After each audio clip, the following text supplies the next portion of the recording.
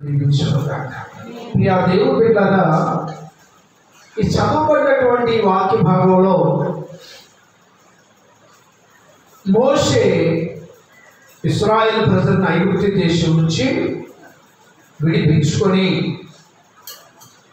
అరణ్య మార్గం గుండా ఆయన ప్రయాణం చేస్తూ వచ్చాడు. మనందరికీ తెలుసు, వారు ఐగుప్తులో విడిపించబడి ఎర్ర సముద్రము దాటి వారు పిహాయోతు అనేటటువంటి మార్గం గుండా మారావను, అలాగే వారు సీనాయి పర్వతం వరకు వచ్చారు. సీనాయి పర్వతం వరకు వచ్చారు. వారు సీనాయి పర్వతం మీదకి వచ్చిన తర్వాత దేవుడు మోషేతో చెప్తున్నాడు, మోషే నువ్వు పర్వతం మీదకి రా, నా ప్రజలైన వారు భూమి మీద ఓ ప్రత్యేకమైన జనముగా ఉన్నారు కనుక వారు ఎలా జీవించాలో నేను నీకు కొన్ని ఆజ్ఞలు ఇస్తా. వారు ఎలా జీవించాలో నేను కొన్ని ఆజ్ఞలు ఇస్తాను, ఆ ప్రకారం వారు నడుచుకుంటారు అని నేను చెప్పినప్పుడు మోషే సీనాయి పర్వతం మీదకి వెళ్ళాడు. సీనాయి పర్వతం మీదకి వెళ్ళి 40 దినాలు 40 రాత్రులు దేవునితో గడిపాడు. దేవునితో గడిపి 40వ దినం అయిపోయిన తర్వాత దేవుడు అన్నాడు కదా, మోషే ఇంకా తిరిగి వెళ్ళమని చెప్పాడు. అప్పుడు దేవుడు మోషేకు 2 పలకల మీద ఆజ్ఞలు రాసిచ్చాడు. 10 ఆజ్ఞలు రాసిచ్చాడు. ప్రధానంగా 10 ఆజ్ఞలను రాసిచ్చాడు. ఆ పలకలు పట్టుకొని మోషే కొండ మీద నుంచి దిగి వస్తూ ఉండగా ఇక కొండ కింద ఏం జరుగుతుందంటే ఇశ్రాయేలీయులు మోషే కొరకు ఎదురు చూస్తున్నారు. 10 దినాలు అయిపోయింది, రాలేదు. మోషే నేను పలానప్పుడు వస్తానని చెప్పలా. మోషే నేను దేవుని దగ్గరికి వెళ్ళి వస్తానన్నాడు. మోషే దేవుని దగ్గరికి వెళ్ళాడు. కొండ మీదకి 10 దినాలు అయిపోయింది, 15 అయిపోయింది, 20 అయిపోయింది, 30 అయిపోయింది, అయినా రాలేదు. కనుక ఒక మనుష్యుడు ఆహారం కానీ మంచినీళ్ళు కానీ లేకుండా ఎంతకాలం బ్రతకగలుగుతాడు? అది కొండ మీద అంటే మామూలు విషయం కాదు. ఆ మోషే చచ్చిపోయి ఉంటాడు. ఆ కొండ మీద ఏమైపోయి ఉంటాడు? మోషే చచ్చిపోయి ఉంటాడు. కనుక మనం ఇక్కడ నుంచి బయలుదేరి ఐగుప్తు దేశం వెళ్ళడానికి మరి మనకు ముందు దేవుడు కావాలి కనుక మనకు దేవుడిని ఏర్పాటు చేయమని చెప్పి ప్రజలు అడిగారు. అప్పుడు ఏం చేసేది అని చెప్పి అహరోన్ అంటే వాళ్ళందరూ అన్నారు, దూడ బొమ్మను చెయ్యి, ఈ దూడ బొమ్మే ఒక ఎద్దు బొమ్మ తయారు చెయ్యి, ఈ బొమ్మే, ఈ దేవుడే మన ఐగుప్తు నుంచి విడిపించాడు, ఈ దేవుడే మన కణాలు తీసుకెళ్తాడు కనుక మనకు దూడ బొమ్మను చేయమని అంటే ప్రజలు చెప్పింది విని ఆ ప్రకారంగా అహరోన్ ఏం చేసేది, ఒక దూడ బొమ్మను చేయించాడు. స్తోత్రం చెప్పండి, హల్లెలూయా. ఈ దూడ బొమ్మ చేయడానికి డబ్బులు ఎక్కడి? ఈ దూడ బొమ్మ చేయడానికి పాపం స్త్రీలందరంట తమ చెవులు, తమ ముక్కులు, పాపడ బిళ్ళలు, నాగరాలు తెలుసా? నాగరం తెలుస్తుంది లేదు, ఇక ఇచ్చేవాడు. ఇవన్నీ ఇచ్చారంట చేయమని. అహరోను ఒక కంచంలో పెట్టుకొని మొత్తం మీద దూడ బొమ్మ దాంతో తయారు చేయించిన తర్వాత ఇక తయారు చేసి 40వ రోజు దానికి తిరణాలు పెట్టారు. సోదరులు చెప్పండి, హల్లెలూయా. బొమ్మలు చేసేదంతా తిరణాలు, దేవుడు చేసేదంతా ఆరాధన. హల్లెలూయా. బొమ్మలు చేసేదంతా ఎందుకు తెలుసా? దేవుడు చేసేది ఆరాధన. దేవుడు ఆత్మ కనుక, దేవుడు సజీవుడు కనుక దేవుడు చూస్తాడు. అసలు నువ్వు ఎంత చేస్తున్నావు, నువ్వు ఏ ఉద్దేశించి చేస్తున్నావు, ఈ విషయాలన్నీ కూడా దేవుడు చూస్తాడు కనుక మనుషులు భయభక్తులు కలిగి ఆరాధన చేస్తారు. స్తోత్రం చెప్పండి, హల్లెలూయా. బొమ్మలకి తిరణాలు చేస్తారు. ఎందుకు అది చూడదు కదా, వీడు సంతోషం అన్నమాట. వీడు ముందు దాగి వీడు డ్రెస్ వేసుకొని వీడు ఏదో పూసుకొని వీడు సంతోషం కొద్ది వీడు చెప్తాడు వీడు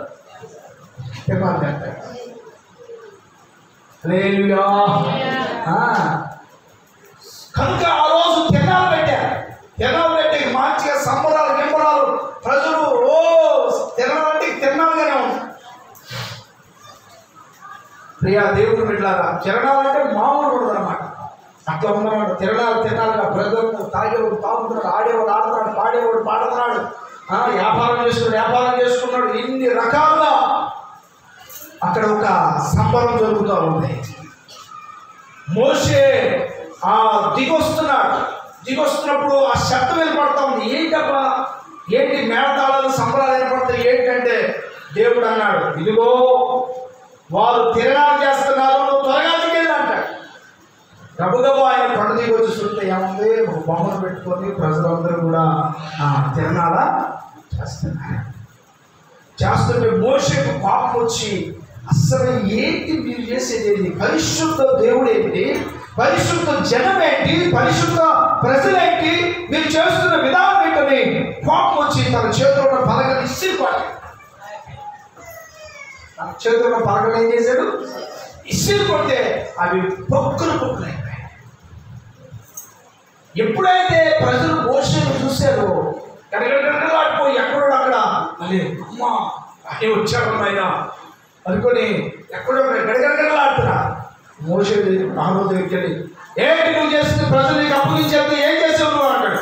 నాకేం తెలియదయ్యా, ఈ ప్రజలు చేయమంటే చేశాను. అదే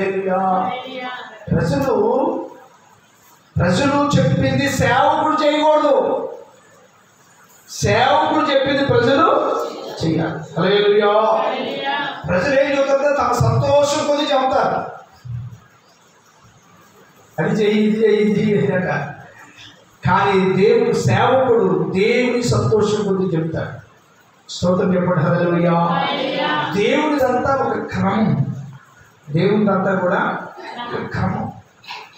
ఆ క్రమంలో వెళితేనే, లేదా అక్రమం అయిపోతుంది.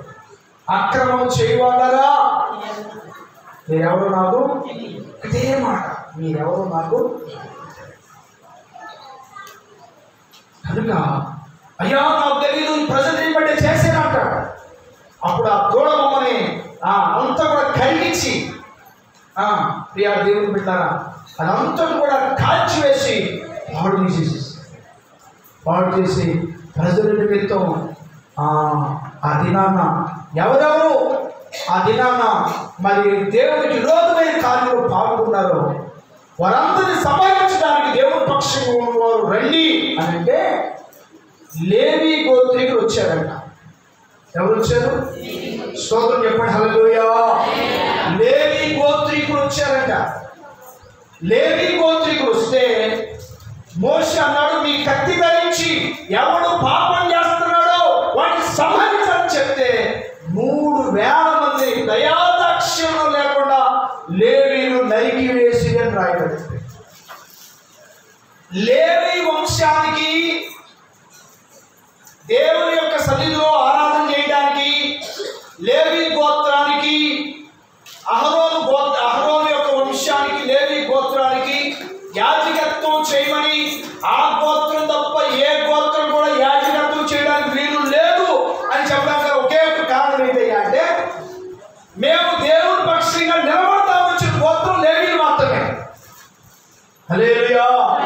ఇంకొకటి, మీరు ఎవరిని దయాదాక్షిణ్యం లేకుండా చంపేయమని చెప్తే చంపేసింది కూడా అది పాపం చేస్తుంది. అక్కైనా, తమ్ముడైనా, అన్నైనా, తండ్రి అయినా, ఎవరైనా సరే కనికరించి కూడా సంబంధించింది ఎవరైనా అంటే లేవీ.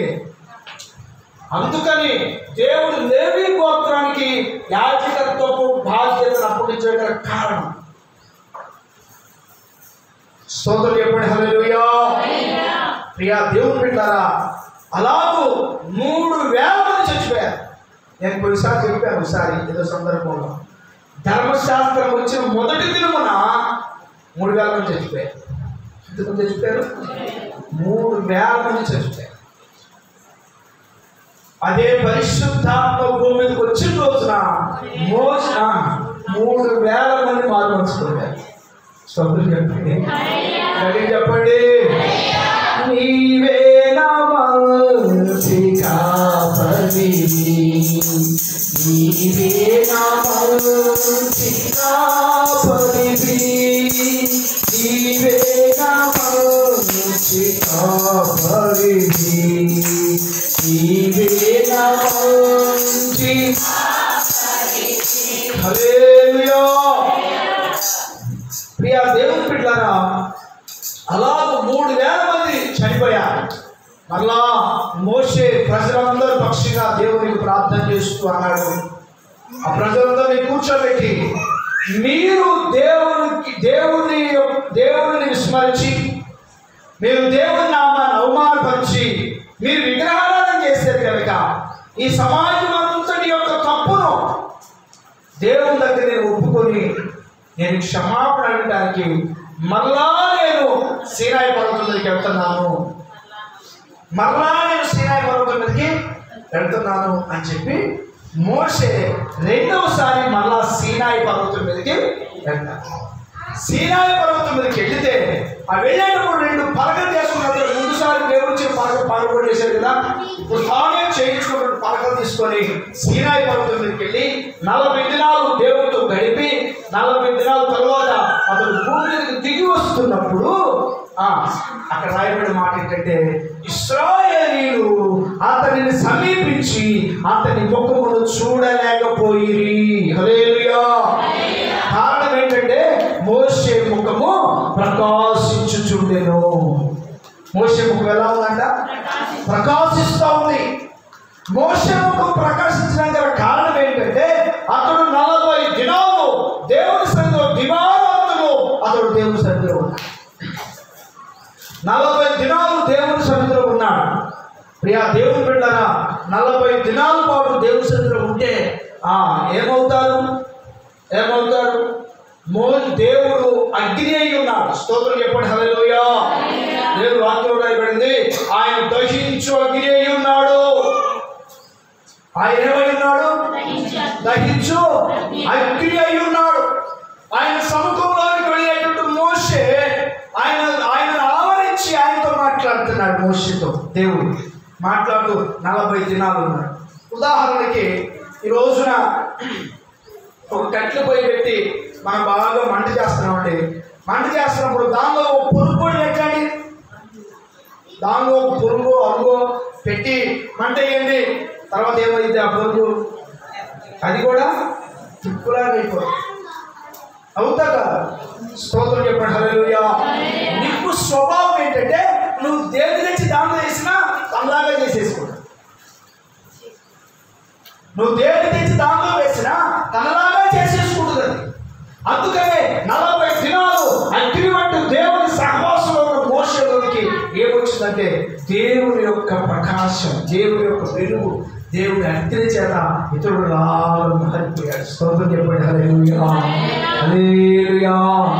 దేవుని అగ్నిలో అతడు కూడా కాల్చబడిన వాడులాగా అతడు తాను అలా ఉన్నాడంత తెలుసో తనకు తీరుగానే తాను మాత్రం అలా దిగి ప్రజలు వస్తుంటే ప్రజలు మాత్రం అతను చూడడానికి భయపడ్డారు. అతని ముఖము ప్రకాశించుచుండెను, అతని ముఖము ప్రకాశించుచుండెను. కారణం ఏంటంటే అతడు దేవుని సన్నిధిలో ఉన్నాడు. దేవుని యొక్క సన్నిధిలో ఉండటం ద్వారా, దేవుని సన్నిధిలో నివసించడం ద్వారా దేవుని వెలుగును మనము పొందుకుంటామని దేవుని వాక్యం స్పష్టంగా ఇక్కడ తెలియజేయబడతా ఉంది. ప్రియా దేవుని బిడ్డలారా, ఆ వెలుగును ప్రజలు చూడలేకపోయారు. అది ఒక మహిమని దేవుని వాక్యంలో రాయబడింది. 2వ కొరింథీయులకు రాసిన పత్రిక 3వ అధ్యాయం 7వ వచనం. కనుక మీరు మరణకరమగు పరిచర్య, రాళ్ల మీద చెక్కబడిన అక్షరములకు సంబంధించినదైనను మహిమతో కూడినదాయను. స్తోత్రం చెప్తాం, హల్లెలూయా. వాస్తవంగా మనం ఏమనుకుంటామంటే అది అక్షర సంబంధమైన పరిచర్య. దేవుడు ఆజ్ఞలు రాసిచ్చాడు కనుక ఆజ్ఞలు పాటించిన వాడు ఆ నీతిమంతుడు అవుతాడని చెప్పి వ్రాయబడిన మాటను బట్టి అది పాత నిబంధన కాలం, పాత నిబంధన శక్తి లేదు అని అంటారు కొంతమంది. అది ఖచ్చితంగా అది కూడా ఒక మహిమ కలిగిన పరిచర్యే. ఆ మహిమ మోషే ముఖములో ప్రత్యక్షమైంది. స్తోత్రం చెప్పండి. హల్లెలూయా, హల్లెలూయా. మోషే ముఖము ప్రకాశించుతున్నది కనుక ఆ పరిచర్య కూడా ఒక మహిమ కలిగిన పరిచర్యే. అయితే తర్వాత చదవండి. అక్కడ కదా కొన్ని పరిచర్య మరణకరమకు పరిచర్య,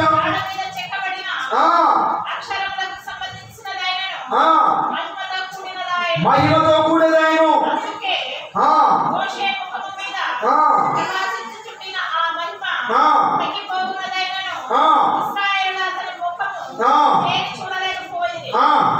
ఇట్లుండగా ఆత్మ సంబంధమైన పరిచర్య ఎంత మహిమ గలదయుండును.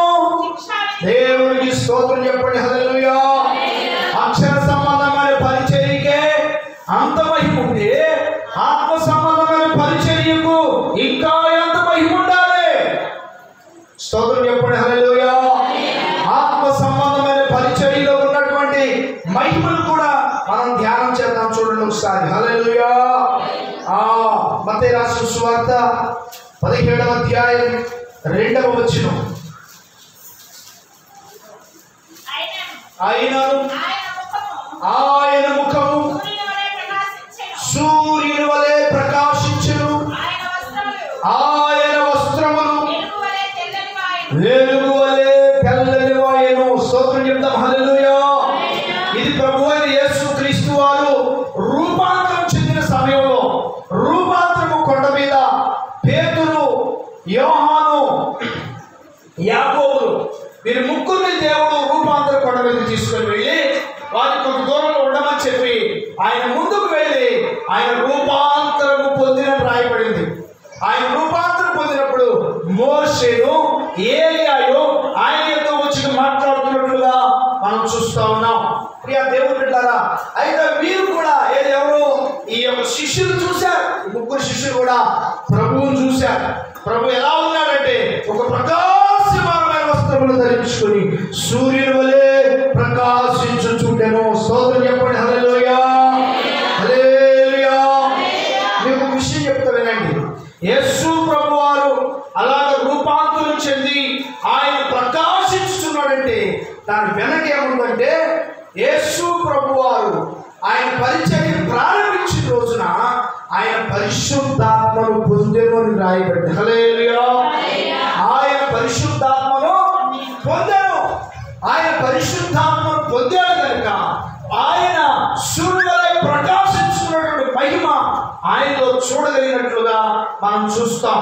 అందుకనే ఆ మాట రాయబడింది అపోస్తలుల కార్యాల గ్రంథం 10వ అధ్యాయం 34వ వచనం చూడండి.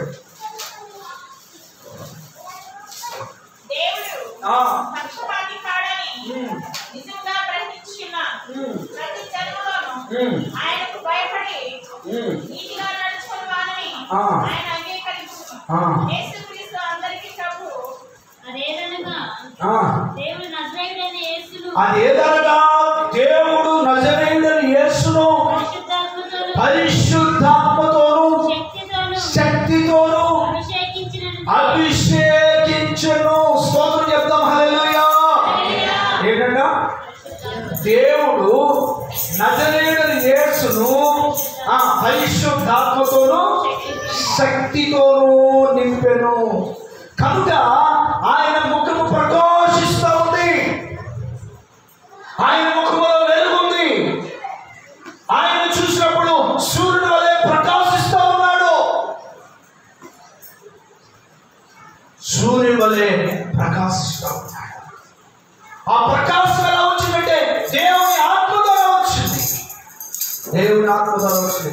ఓ విషయం చెప్పమంటారా, మోషే సీనాపురం దిగి వచ్చిన తర్వాత అతని ముఖం ప్రకాశిస్తూ ఉంది. కానీ రోజు రోజు రోజు రోజు అయిపోయి 10 రోజులు అయిపోయేది మామూలు మనిషి అయిపోయాడు.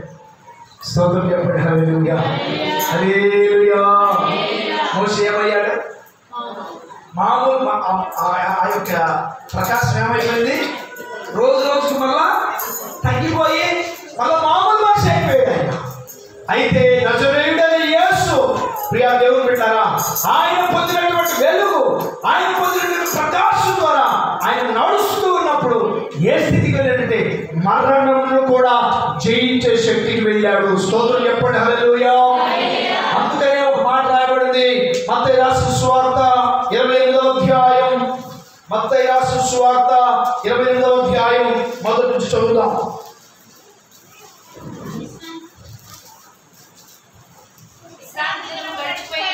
విశ్రాంతి దినము గడిచిపోయిన తరువాత ఆదివారమున మగ్దలేని మరియయు వేరొక మరియయు సమాధిని చూడవచ్చి, ఇదిగో ప్రభువు దూత పరలోకము నుండి దిగి వచ్చి రాయి పొర్లించి దాని మీద కూర్చుండెను. మహాభూకంపము కలిగెను. దేవునికి స్తోత్రం చెప్తాం. హల్లెలూయా. చదవండి.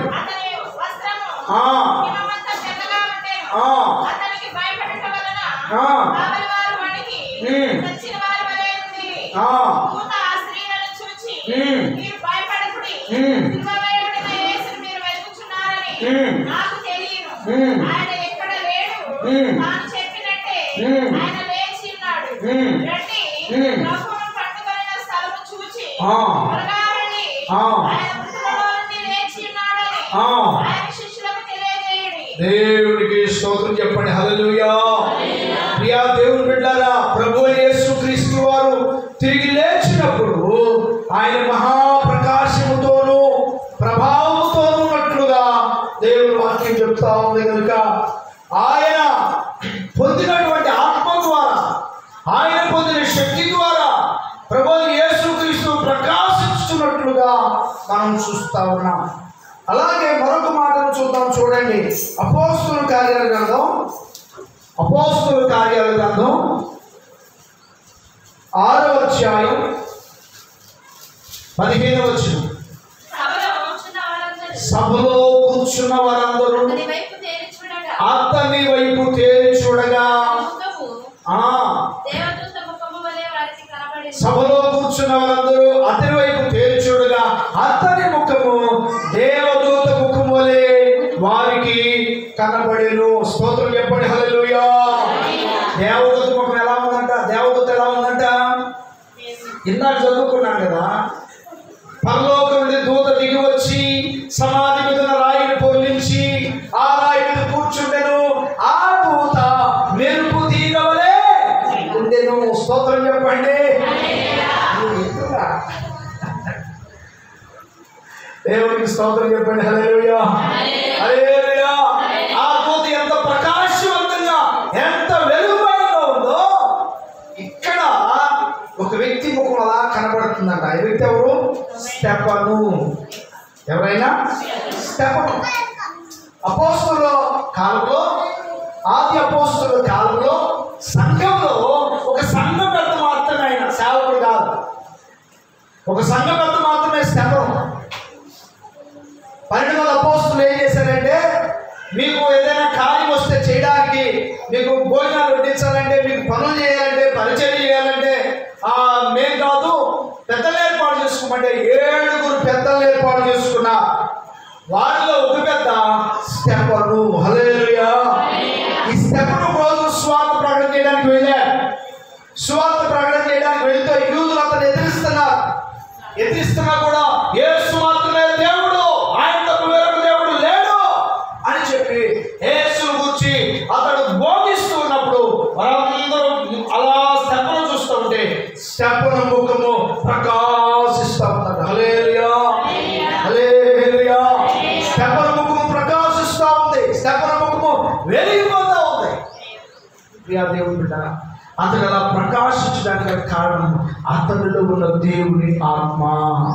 స్తోత్రం చెప్పండి. హల్లెలూయా. మోషేలో ఉన్నటువంటి ప్రకాశం రోజు రోజుకి తగ్గిపోయింది. ఆత్మ సంబంధమైనటువంటి ప్రకాశం రోజు రోజు రోజు రోజుకి పెరుగుతుంది. హల్లెలూయా. రోజు రోజుకి అది పెరుగుతుంది. రోజు రోజుకి తగ్గిపోదు కదా, రోజు రోజుకి పెరుగుతుంది. మహిమ నుండి అధిక మహిమలోకి వెళ్తుంది. ఎక్కడికి వెళ్తుంది?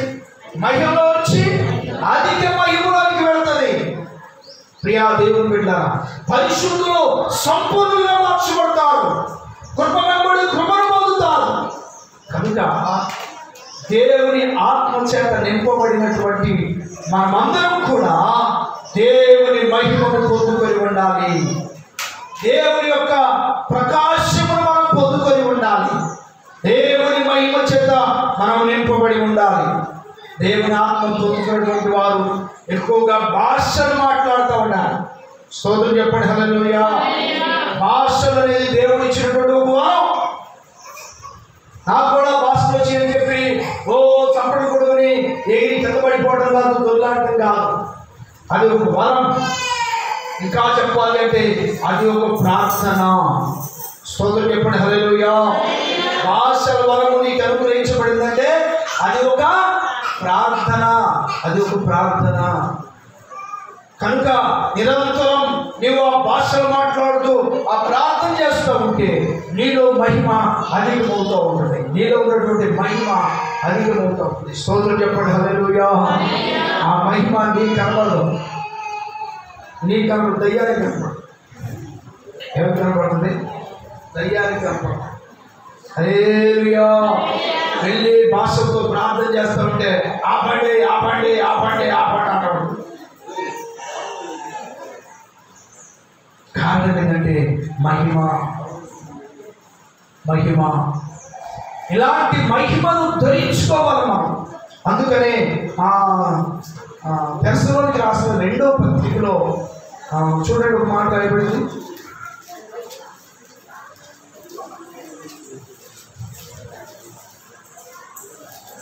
తెస్సలోనికి రాసిన 2వ పత్రిక 2వ అధ్యాయం 14వ వచనం. మీరు ఇలాగున రక్షించబడి మన ప్రభు అయిన యేసు క్రీస్తు మహిమను పొందవలెనని ఆయన మా సువార్త వలన మిమ్ములను పిలిచెను. స్తోత్రం చెప్పండి. హల్లెలూయా. నేను మాట్లాడుతున్నా, చెప్పండి, ముగించబోతున్నాను. యేసు క్రీస్తును దయను పొందండి అని రాసిందా? ఏముంది అక్కడ? యేసుక్రీస్తు ప్రేమను పొందండి అని రాస్తుందా? యేసుక్రీస్తు కరుణను పొందండి అని రాస్తుందా? ఏం రాస్తుందా? దేవునికి స్తోత్రం చెప్పండి. ఆయన ఎట్టి మహిమను కలిగిన వాడైతున్నాడో ఆ మహిమని ఇస్తానంటున్నాడు కనుక ఆ మహిమను మీరు స్తోత్రం చెప్పండి. హల్లెలూయా. హల్లెలూయా. ఆ మహిమ నేను ఇవ్వడానికి ఆయన వచ్చాడు. ఆయన ఏమన్నాడు? నేను జీవమును, సమృద్ధి జీవమును. హల్లెలూయా. అలాగా ఇచ్చేది ఎలా ఇస్తాడంట? సమృద్ధి. హల్లెలూయా. హల్లెలూయా. ప్రాణమే పెట్టండి మన కోసం. ఏమి చెప్పండి? దొంగలు కొట్టుకున్నాడు ఎవడన్నా ఏమంటారు? అది నన్ను వదిలిపెట్టినప్పుడన్నీ తీసుకోండి అంతేనా? పెట్టేటప్పుడన్నీ తీసుకోండి. ప్రభు అన్నాడు, నీ కొరకు నా ప్రాణాలే ఇస్తా. హల్లెలూయా. ప్రాణం కన్నా ఎక్కువ ఏమో చెప్పండి. అంతేనా? అంటే ఆయన సర్వస్వం ఇవ్వడానికి వచ్చింది. నేను ఆయన అంటున్నాడు కదా, పరిశుద్ధ పౌరుడు అంటున్నాడు, మీరెలా రక్షించబడి యేసుక్రీస్తు మహిమను పొందవలెను. హల్లెలూయా. హల్లెలూయా. ఆయన మహిమను ధరించాలి. అందుకనే ఈశ్వర చక్కగా పాట రాశారు కదా, నీ మహిమను ధరించిన పరిశుద్ధులు నా కంటబడగానే, నీ మహిమను ధరించిన పరిశుద్ధులు నా కంటబడగానే,